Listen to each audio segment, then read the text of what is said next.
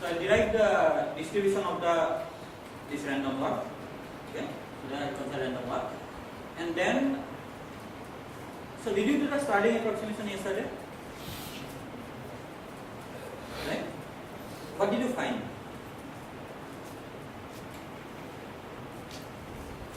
So when you did the starting approximation, right? So I will come to that. So what did you find?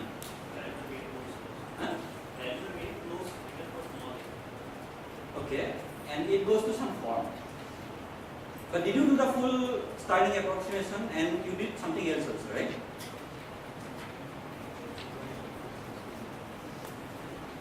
So you found the Gaussian, right? But you neglected something while doing that. You didn't only do the larger approximation, you did something else also. Right? So we'll come to that. And then I will probably calculate this. So S Sabhapandit says that if you take a random walk in one dimension, it always comes back to the origin, right? What about 2 dimension? It always comes back. 3 dimension? It doesn't. How do you show it? Right? So I am going to show that. And let's see how long it takes, then I will go to the other thing. So maybe, yeah, half an hour.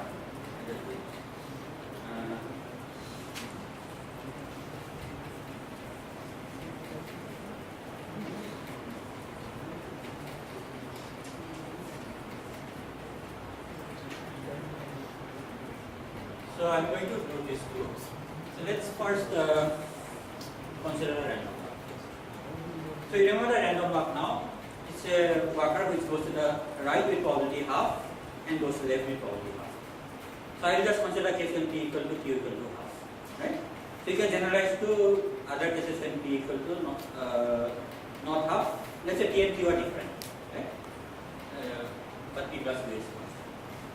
So what is the random walk? It says if I consider the step at, so what is x0? x0 I say xn I define the position of the walker at nth step. So here when I say position it is in terms of lattice spacing, let's say. So these x are integers. Okay? So it's just okay, it goes to 1 lattice spacing, 2 lattice spacing, 3 lattice spacing. So it's in terms of the lattice spacing. 1 dimension. Yeah. So xn. So x0 is what? Let's suppose it starts with the origin, right? So x0 is 0. What is x1?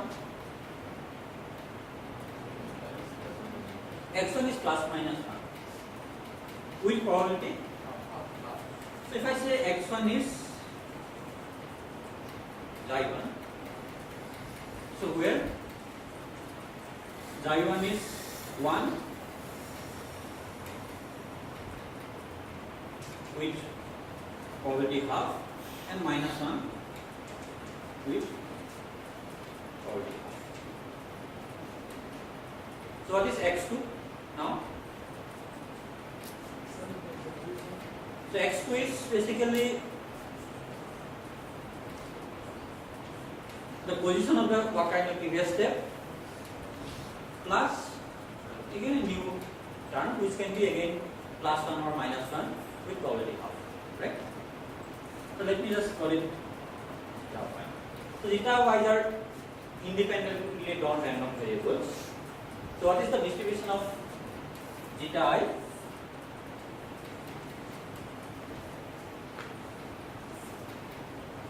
What is the distribution of zeta I? So it is a delta function at plus minus 1. So it is delta function at so I say p of theta is half delta x plus 1 plus delta x minus 1. So you can see that it normalizes, right? Sorry. So you can see that it normalizes, right? So now we can just straightforwardly generate to xn, right? The xn is just says that x n minus 1 plus. So the nth step is basically the previous step plus either plus 1 or minus 1. So what is the distribution of P of x. Does it have a equation? So that Mustache wrote, right, yesterday. So P of x, let's say at nth step. So this is, so what is the probability that the water is at lattice site x at nth step? So it can only come from left and right? So it has to be either at x plus 1 or x minus 1. So it says either P at x plus 1 at step n minus 1, or because they are mutually exclusive, both cannot happen, P of x minus 1 n minus 1. But what is the probability at which it transition happens? So that's half. So I just put that half.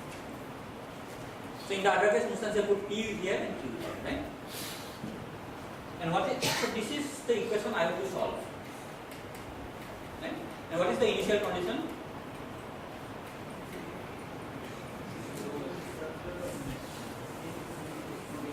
So at x equal to 0, so P x at 0. So this is just delta function 0. Right? Because I start from the origin. It can be x at 0. So how do I solve this equation? So I talked about these characteristic functions, right? So let's apply the characteristic function. So let's define the characteristic which is e to the power I k x, right? So this is psi of k. So this is e to the power I k x. So this is in fact equal to, since x are discrete variables, I just make it a sum, and let's make it from minus infinity to plus infinity. E to the power I k x e.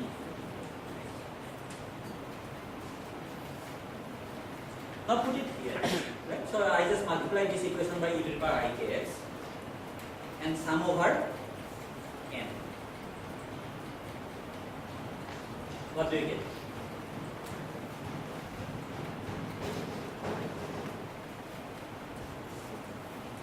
This equation multiplied by e to the power I k x and then sum over x. X, right? What do you get? So left hand side you get it psi of k. But now I need another script, right, for psi of k, because here it is n and here it is n minus 1. So let me just put a script n here, right? Right here. So this is equal to, what do I get from here? So this one I multiply by e to the power I k x, but here we have x plus 1.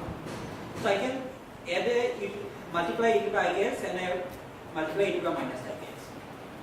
So I have, so this half is there. So here I multiply e to the power minus I k x, and whatever the rest of the term, it is just psi n minus 1 of k, right? Similarly, for the other one, half e to the power I k x psi n minus 1. Right?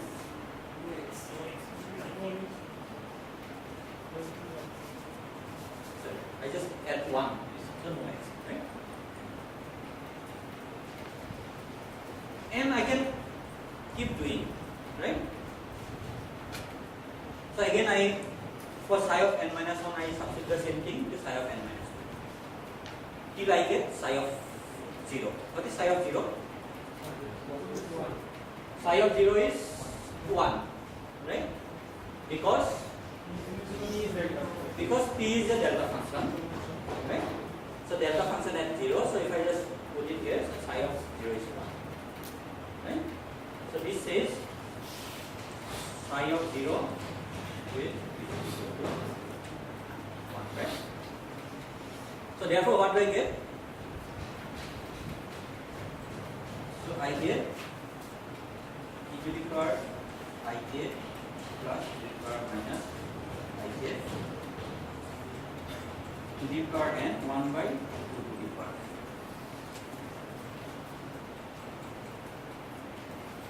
Let me also write it in a different form. I am writing in this form because so I am going to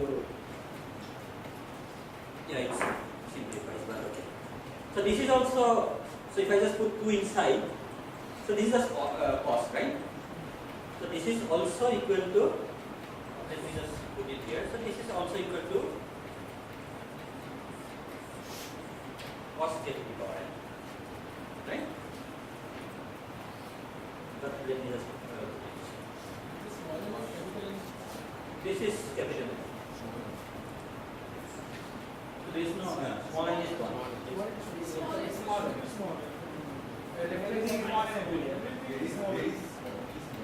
There is only small n. So let me just put it here.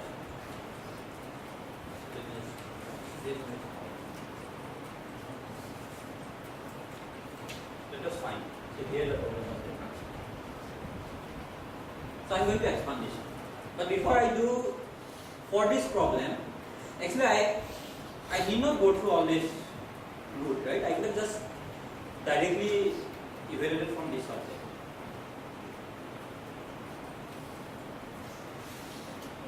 Because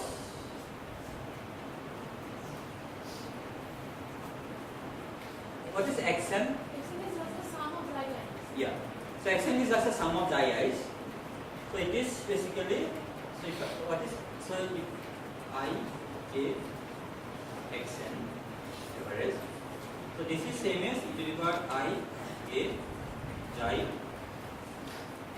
average to the power n, right? And this one is xi is a distribution of the delta function. So if I just use this distribution and take the average, so what I will get is this object, right? Yeah. So why did I do this way?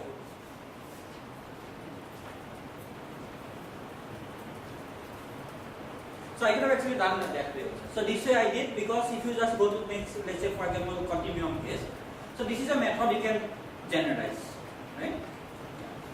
Even that one you can generalize. So now let's expand this.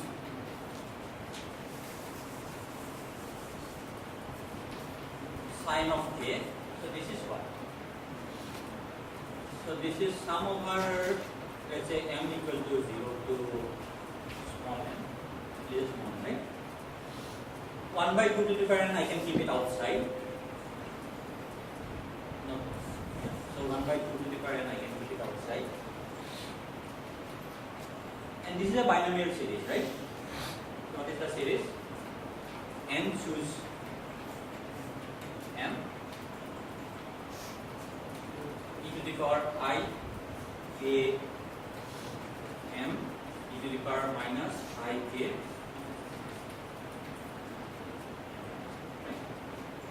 So if I just combine both, what do I get? E to the power I k. So this is equal to 2 to the power n 0 to n choose m e to the power I k.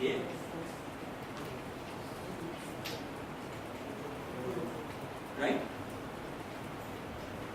So let me define a variable x which is equal to 2n minus n. Right? So let's say x equal to 2n minus n. Right? So let's put it here. So what do I get? 1 by 2 to the power n. N choose, what is m? X plus n by 2, right? X plus n by 2. N choose x plus n by 2. Or let me just write n plus x by 2. E to the power I k x. So what is the limit of x?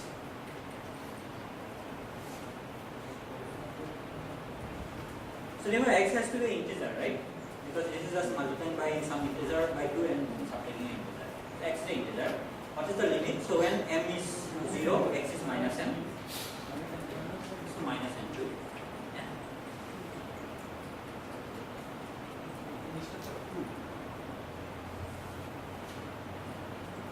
So let's put just minus n to n.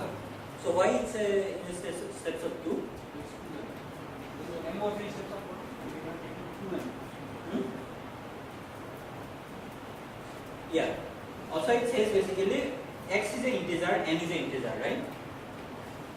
And m was an integer. So n plus x by 2 has to be an integer.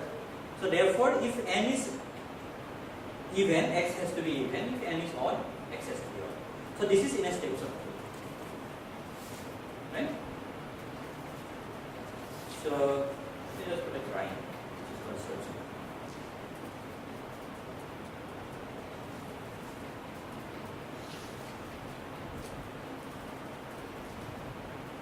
Now this is what?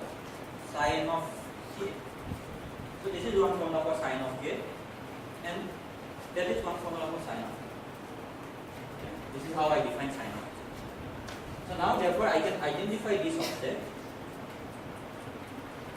with this object. So let me just put 1 by 2 divided inside with this object, right? So if I just compare this and the other one, I can read it out.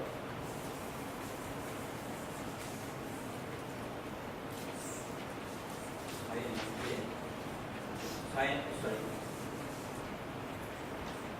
Exn, this is 1 by 2 divided n choose plus,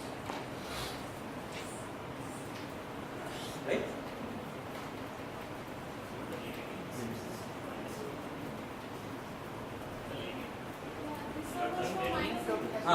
So it goes from minus infinity to plus infinity. So what does it say? So it says that whenever x greater than n or minus n, so this is 0. So I can always keep adding zeros, right? Even when x is not, n is even and x is odd, then also. If so, n plus x has to be even.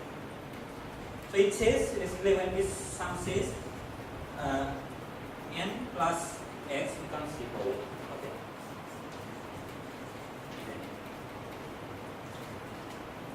So this is the. Yeah, it's the same. Yeah. But then you have to say that because then you have to say that okay, I have to put something. I have to define that okay. Whenever this sum is negative, whenever it is negative or greater than n, this is 0. So if I just define my this choose function like that, then it's fine. It's just the definition of this function. So from there, actually, what you have derived is the starting approximation, right? You did the starting approximation. No?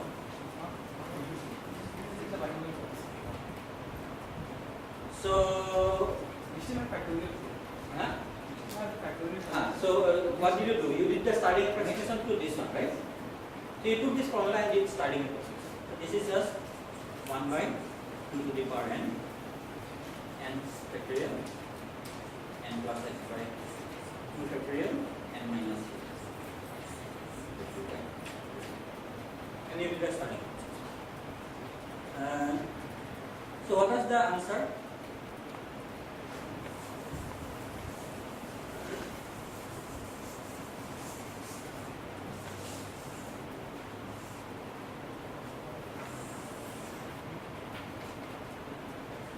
P of xn.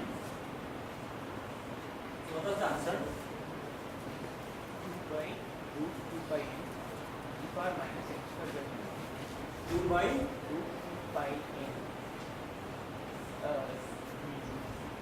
half e to the power of minus n square by 2n. huh? N square by 2n. So m is my x now. X square by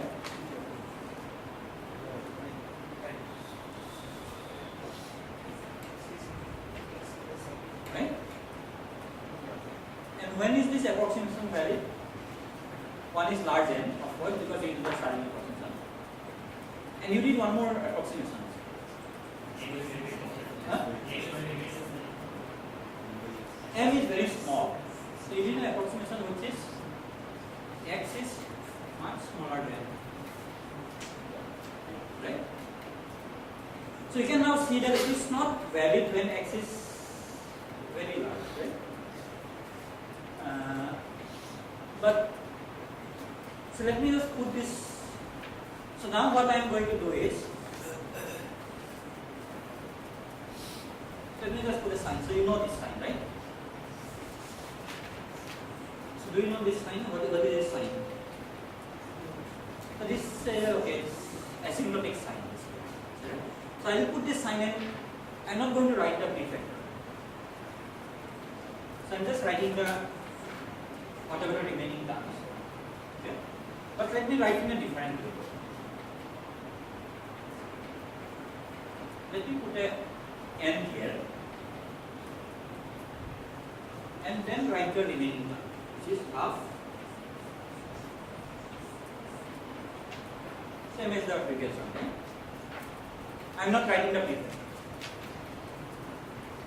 You can write the prefactor also, doesn't matter, but I am not writing the prefactor. So this sign means that if I take a logarithm of this, so this actually means if I take a log of this p of xn, so this gives me this object, right? So this gives me minus n divided by 2 divided by n, so this n goes, take limit n goes to infinity, so that becomes this, where x goes to infinity and n goes to infinity, by keeping the ratio fixed. So this is what this sign means. Okay? So limit small n, sorry. So I am writing like this. Right? So now you see that. So what does it mean actually? So you have this probability distribution, right?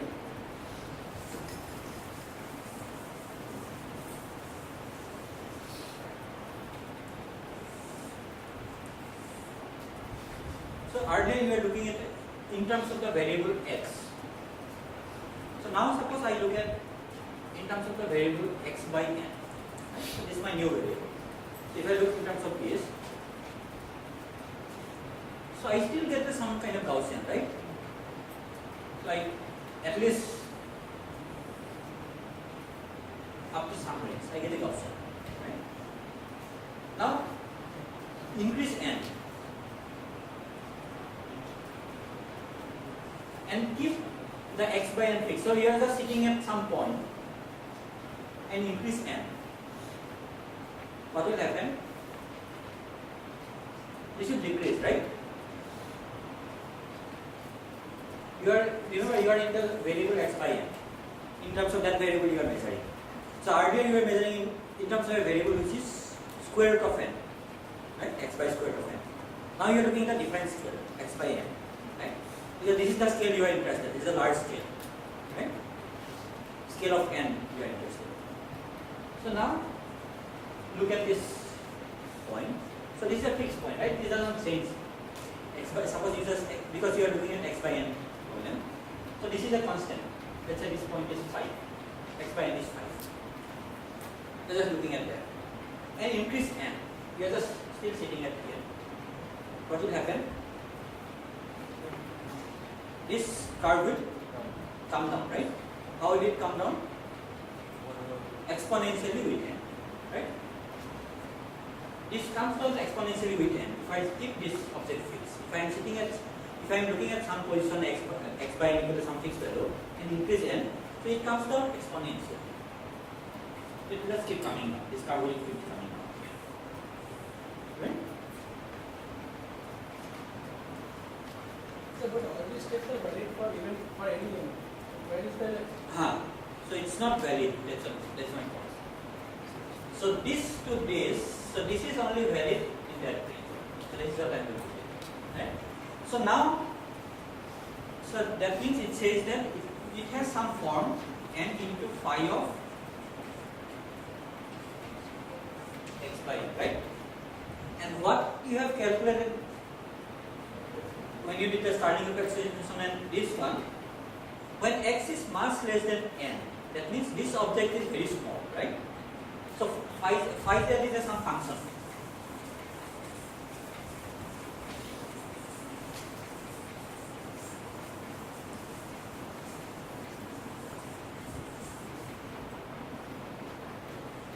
So you have some function phi of z, right? So you said I didn't get y for it to be a function of x by n. What is the argument? No, suppose I just multiply by n and divide by n. Yeah. And I am looking at that scale. Even for x of the order of n, this form will be valid. Because so it's the why did I divide by square root of n last time? Because I am looking at the square root of n scale, right? Suppose instead of square root of n scale, I look at the x n scale. This is just it depends on me at which scale I look at, right? So I am looking at the scale of n. So I scale this variable by n. That's right. Okay. It doesn't mean that the x will be of the order of n. Does it mean that x will be? So I will come to that. So what you have calculated in this problem, x is not order of n, right? Because x is much less than n.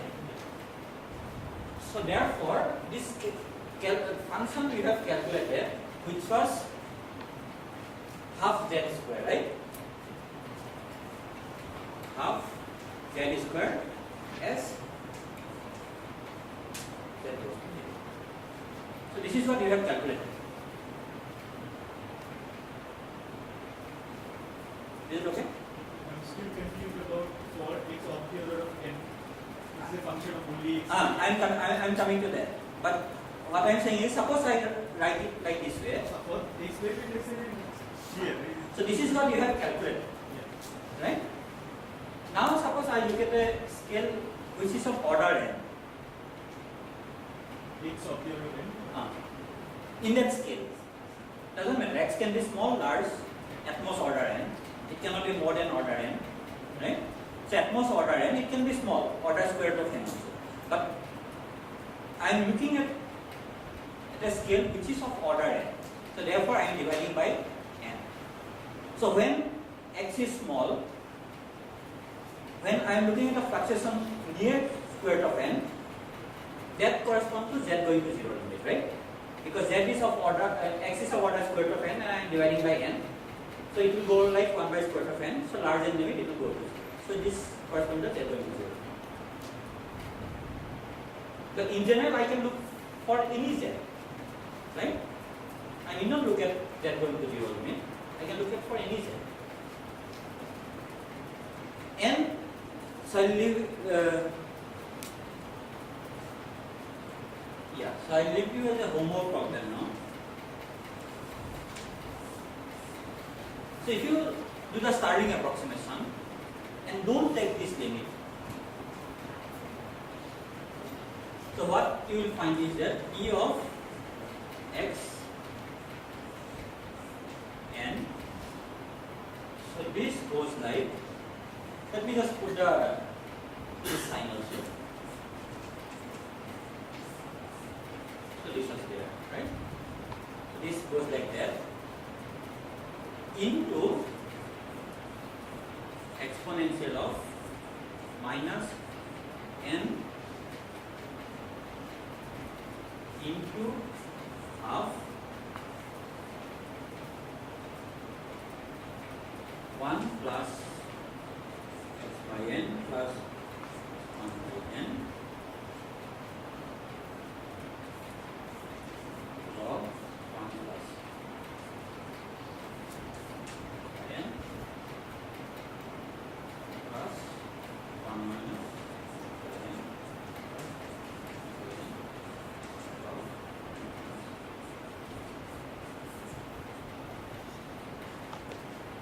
So I have not taken any limit on x now.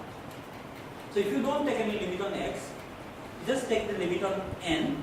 So what will you find is this one. If you do the full starting approximation, right? Now let's take the limit on n, right? So let's take a limit on n and limit on x. So you say that okay, x is large. So you are looking at this variable x by n. X can go from 0 to order n, right? So you look at this variable there. Okay? So this is my phi of z. So how does phi of z behave as n goes to infinity? So n goes to infinity. So you see that it is a function of, so forget about this object now. Okay? So this object is not very important because that is just a logarithmic correction, right?